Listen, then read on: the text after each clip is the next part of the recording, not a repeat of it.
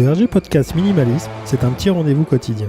Autour de cette philosophie de vie, je te donne une idée que tu peux éventuellement mettre en place ensuite. Alors n'hésite surtout pas à t'abonner, ça m'aide énormément. On y va.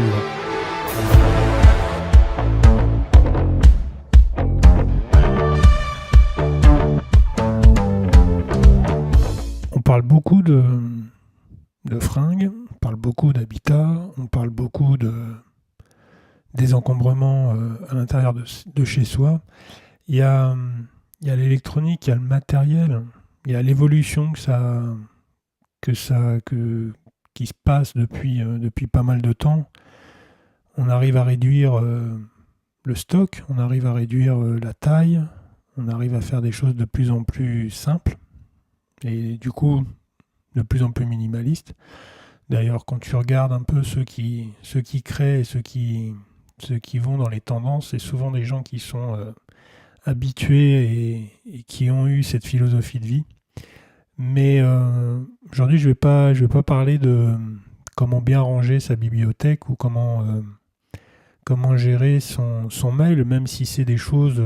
d'ailleurs, j'en avais déjà parlé, mais si...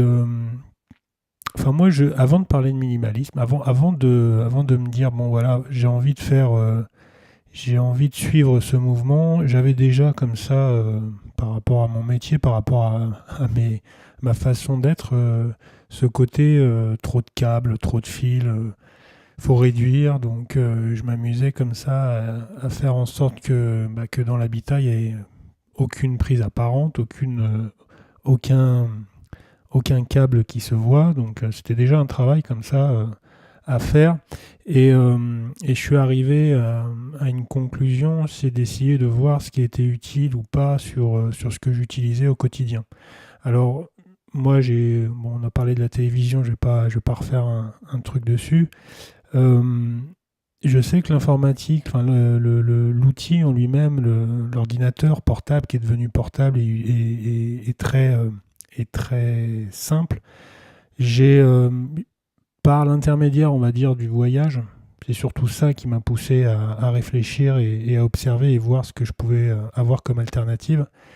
On est forcément on est tributaire du poids par rapport au voyage, par rapport au bagage, et puis après surtout pour être libre et avoir ce côté beaucoup plus léger, d'avoir un sac transportable.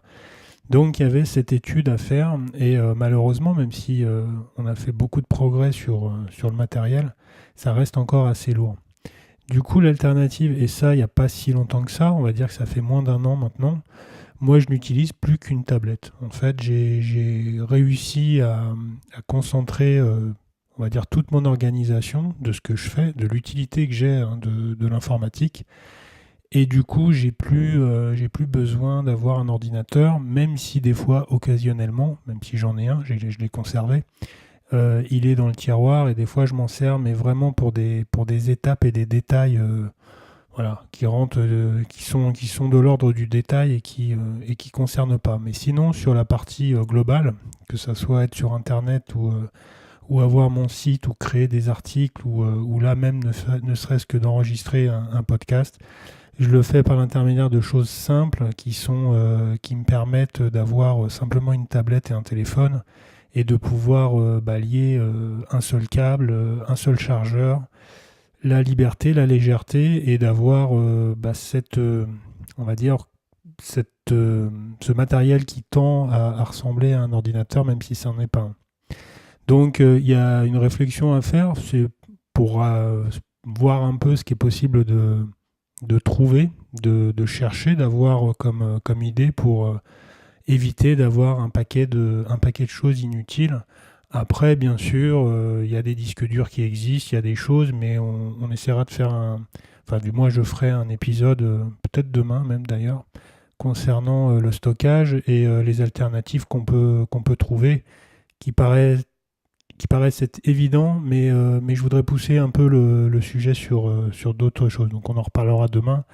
Pour le moment, c'était simplement de se dire qu'effectivement, un ordinateur portable, ça peut être super utile.